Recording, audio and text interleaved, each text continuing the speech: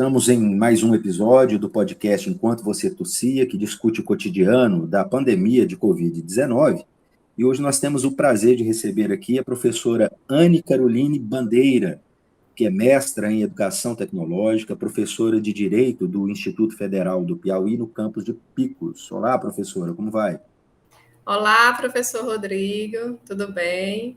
É um prazer estar aqui, principalmente pelo fato de eu admirar demais sua pessoa, admiro seu trabalho, então quero dizer que quero contribuir e para mim está sendo o maior prazer estar aqui com você. Obrigado, professora. A admiração é recíproca. E eu gostaria de ressaltar aqui a importância do tema de hoje sobre a liberdade de expressão, a opinião e a fake news em tempos de pandemia de Covid-19, que é um assunto muito sério, né? Sim, é um assunto muito sério e que infelizmente tem acontecido muito e as pessoas às vezes até se surpreendem quando estão sendo intimadas para serem responsabilizadas por suas opiniões, por suas expressões, porque não estavam acostumados, achavam que, principalmente na internet, achando que a internet é terra sem lei, e escrevem o que querem, falam o que querem, só que não é assim. E é o que a gente vai falar agora nesse podcast sobre essa liberdade de expressão, quais são os limites, será que é possível ficar divulgando fake news, notícias que você sabe que é falsa, mas ainda assim você propaga, alguns criam, né, e outros propagam, e tudo isso aí é crime e passível de responsabilização. Existe o ditado que o direito de um termina quando começa o do outro, né, professor? Então, Exatamente. A própria Constituição traz esses limites. Nossos direitos fundamentais, nós temos vários direitos fundamentais na Constituição, e a liberdade de expressão é um desses direitos fundamentais. Porém, não existe nenhum direito absoluto. Nenhum direito é absoluto. Todo direito tem limite. Então, a liberdade de expressão, como um direito fundamental do indivíduo, também é limitado, também é passível de limitação. E esse limite encontra exatamente onde você acabou de falar. Seu direito termina quando começa o do outro. Então, a ok. liberdade de expressão termina. Pode falar. Para a gente falar um pouco a respeito de liberdade, até para ter assim, um cunho mais pedagógico, eu vou trazer o trecho de uma abordagem da história, para a gente ver como que as ideias mudam ao longo do tempo. Existe um contexto, né, colocado. Poderia ter escolhido aqui muitos outros contextos, mas eu vou falar aqui de um contexto das independências na América Latina, que a gente está em época de Enem, talvez isso contribua também nesse sentido, né? E a partir daí a gente continua o nosso bate-papo. Vamos ver a ideia de liberdade. A Maria Lígia Prado, autora do livro A Formação das Nações Latino-Americanas, escreveu o seguinte: liberdade, no entanto, não é um conceito entendido de forma única. Tem significados diversos, apropriados também de formas particulares pelos diversos segmentos da sociedade. Para um representante da classe dominante venezuelana, Simón Bolívar, liberdade era sinônimo de rompimento com a Espanha para a formação de fulgurantes nações livres que seriam exemplos para o resto do universo, mas, principalmente, nações livres para comerciar com todos os países, livres para produzir, única possibilidade, segundo essa visão, do desabrochar do novo mundo. Ou seja, que fala do interesse dos colonos em comercializar sem o controle da metrópole. Já para Dessalines, o líder da Revolução Escrava do Haiti, a liberdade, antes de tudo, queria dizer o fim da escravidão, mas carregava um conteúdo radical de ódio aos opressores franceses. Para outros dominados e oprimidos, como os índios mexicanos, a liberdade passava distante da Espanha e muito próxima da questão da terra. Na década de 1810, os líderes da rebelião camponesa mexicana os curas pobres e de pequenas aldeias, Hidalgo e Morelos, clamavam por terra para os deserdados. Aqui a gente tem, no século XIX, três diferentes perspectivas sobre o que é liberdade.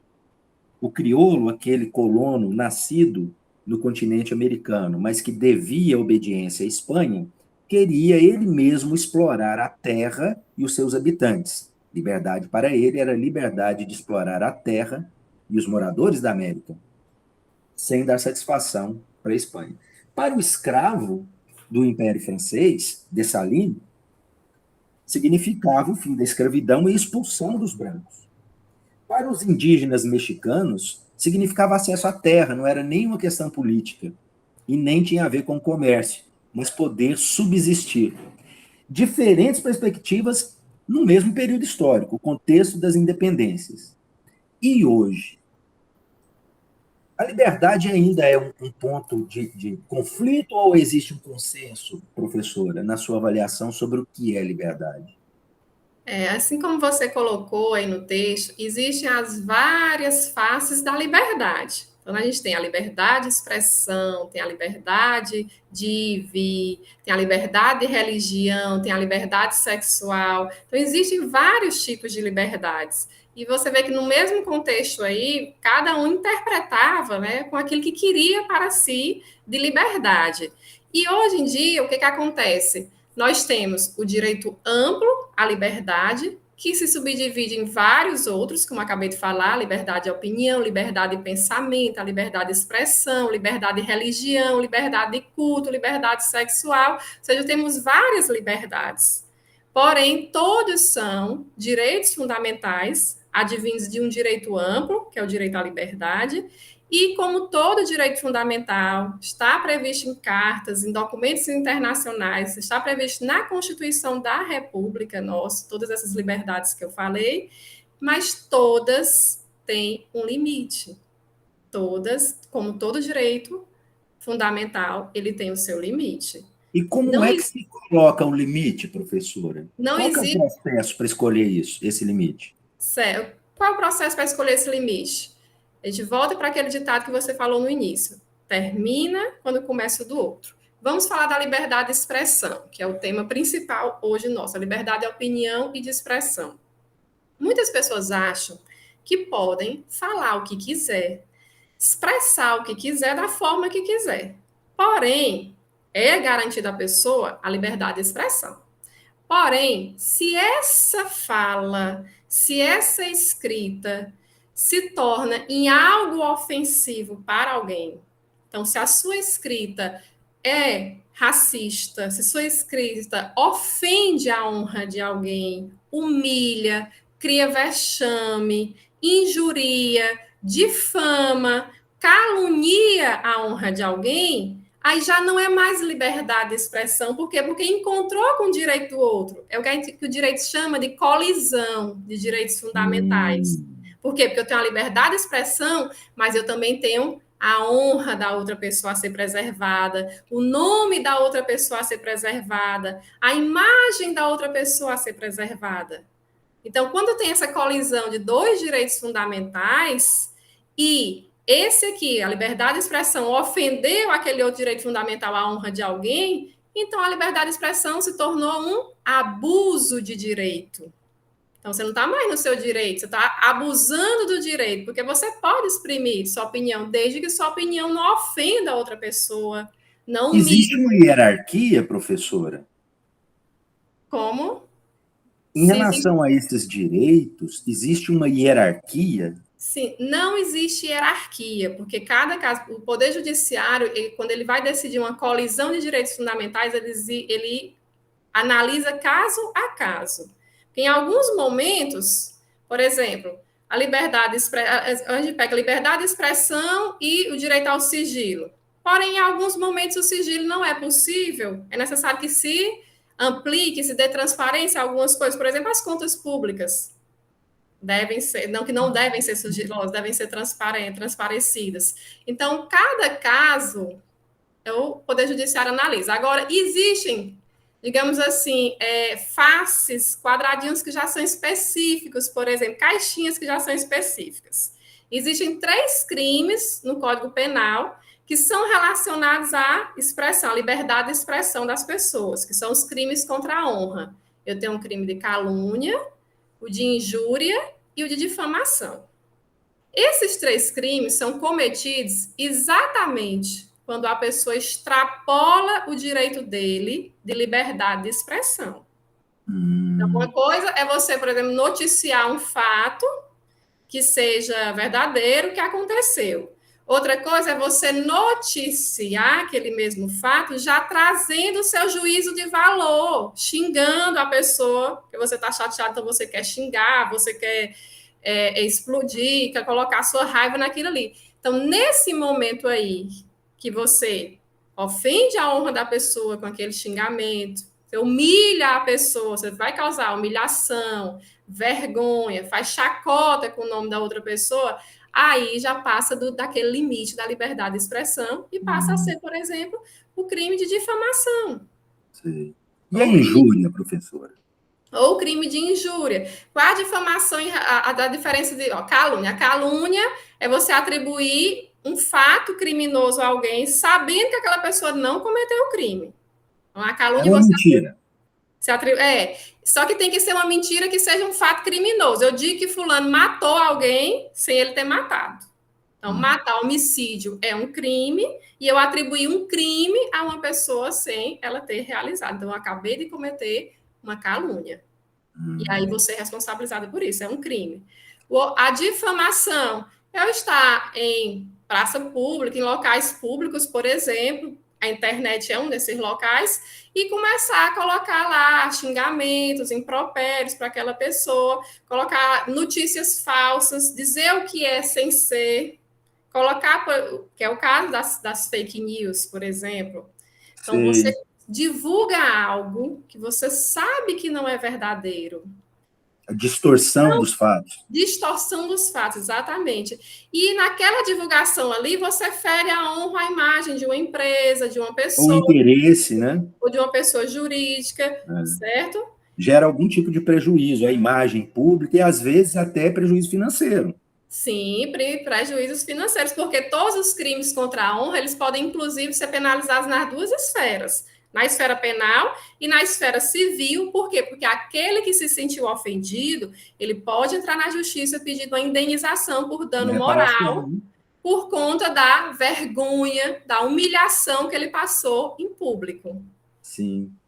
Agora, no caso desse período que a gente vive, de pandemia, a desinformação pode levar à morte. Porém, é difícil de se relacionar. Por exemplo, o José da Silva morreu porque ele não quis tomar a vacina.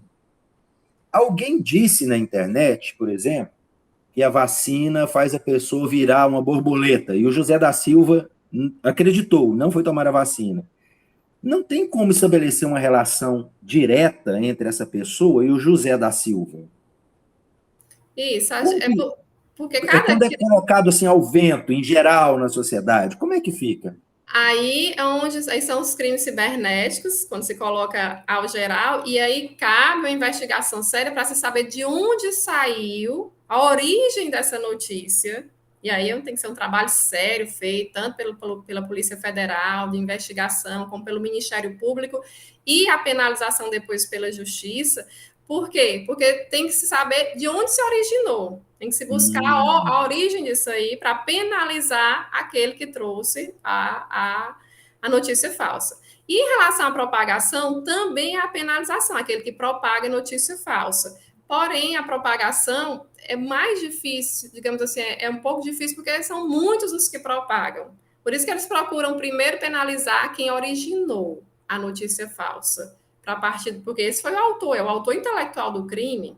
Quem criou aquela notícia falsa e propagou, e a gente sabe que essas notícias falsas são gravíssimas, acabam com vidas de pessoas, ou seja, pessoas morreram por acreditar em remédios ineficazes, por acreditar que a vacina não tinha eficácia. Então, vidas foram-se embora. Então, a seriedade, a importância e a seriedade que deve ser dada a esse assunto aí e se penalizar aqueles que criam e propagam essas notícias falsas. Nós tivemos nos Estados Unidos, há algumas semanas, protestos contra a restrição no local de trabalho. E no Brasil surgiu uma polêmica parecida para pessoas não vacinadas, né? Então, uma empresa, ela tem o direito de demitir um funcionário que não está vacinado, que não quis receber a vacina? Isso, professor, polêmica, né? Gerou uma polêmica aqui no nosso país, mas, gente, todo empregador é obrigado a zelar pela saúde e segurança do ambiente de trabalho. Isso é uma norma que está lá na CLT desde 1943. Está lá. Todo empregador é obrigado a zelar pela saúde e segurança do trabalhador. Na Constituição de 88, essa norma foi repetida também. É dever do empregador zelar. Então, se o empregador deixa que alguém doente ou que não tomou a vacina, que há uma probabilidade maior de pegar a doença e espalhar no ambiente de trabalho aquilo ali, se ele deixar, ele pode ser responsabilizado. Então, sim, é dever do empregador impedir que a pessoa que não vacinou, a pessoa que não toma os cuidados necessários, frequente o ambiente de trabalho. Então, se você não cumpre uma norma sanitária, não cumpre também a ordem do seu empregador dentro da empresa, o que você vai fazer nessa empresa? Pode sim ser demitido, inclusive por insubordinação. Demissão por justa causa, lá no artigo 482 da CLT, demissão por insubordinação da justa causa do trabalhador. Nós tivemos a norma, essa norma existe, como eu digo a vocês, tanto na Constituição como na CLT, mas nós tivemos que foi feita uma norma dispensando, dizendo que o empregador não poderia demitir o trabalhador. No entanto, o STF já suspendeu a eficácia dessa norma que impedia e todo empregador pode sim demitir o empregado que se recusa a vacinar, que se recusa a tomar os cuidados necessários para garantir a saúde e segurança dos seus demais colegas. Sim. No momento que você não se vacina, não é faz só parte da liberdade do empresário, né? O empresário também é livre para organizar a empresa dele, né? Isso, o trabalhador, você é livre, não quer tomar vacina. Beleza, você é livre para não tomar vacina, mas também as autoridades, os empresários são livres para não lhe querer naquele ambiente, que é o que está acontecendo na Europa nesse momento. Os não vacinados, atualmente, todos os não vacinados estão com restrição de liberdade.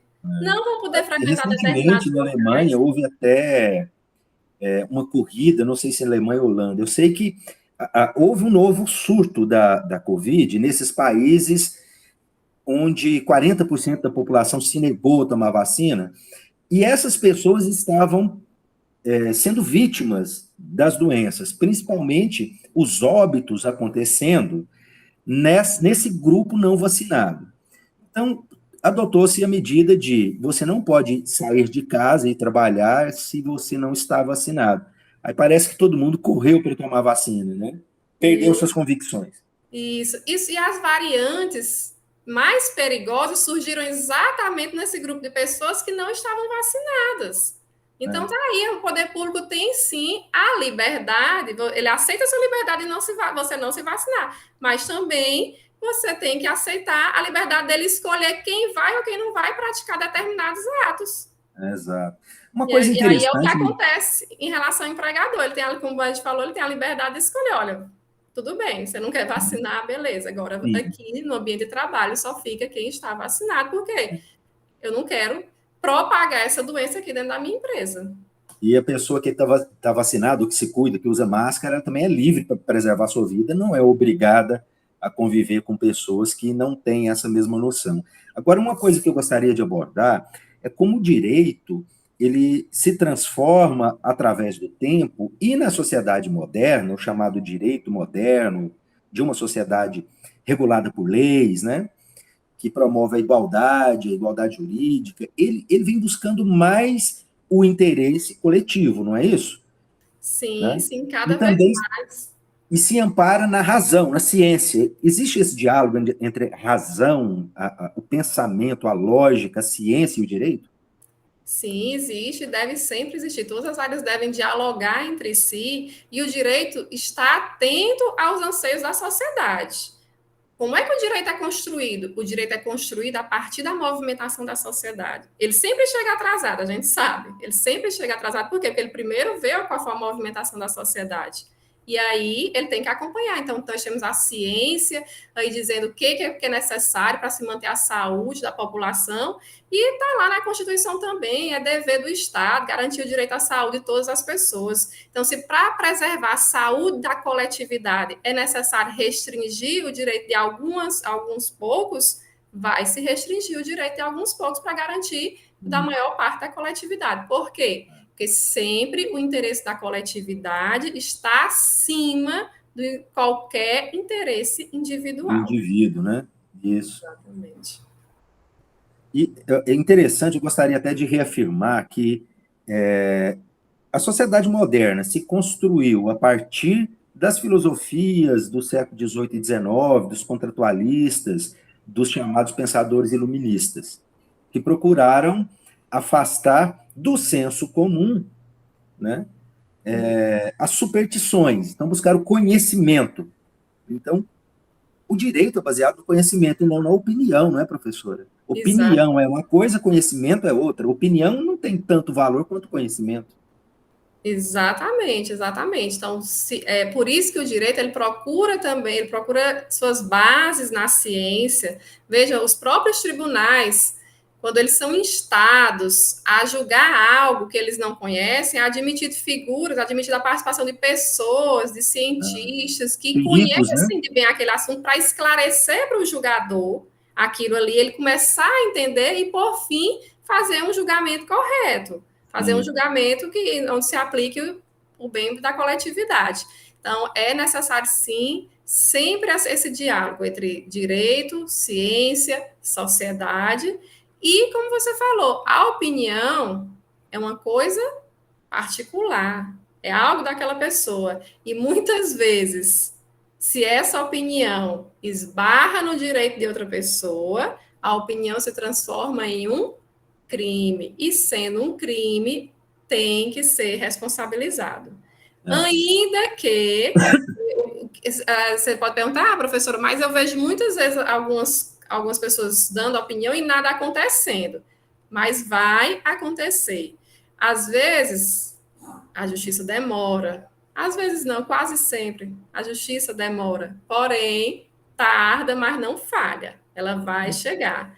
E também outra coisa que acontece muito, além da questão dessa demora da justiça, que encoraja as pessoas, é a questão de que esses crimes ainda, eles são chamados de crimes de menor potencial ofensivo, que é a injúria, a calúnia e difamação, dá o quê? Dá uma pena de só até 4 anos. Que são 4 anos, né? A pessoa fica ali Aí na vai, a pessoa negocia também, paga uma Ai, multa. isso, mas só a primeira vez, é réu primário, vai pagar só a cesta básica. Então, isso aí acaba encorajando. Então, é necessário a gente ter esse cuidado também na escolha dos nossos futuros legisladores para que modifiquem as leis e tragam penas mais altas para esses tipos de crime aí, porque são crimes que causam mortes também.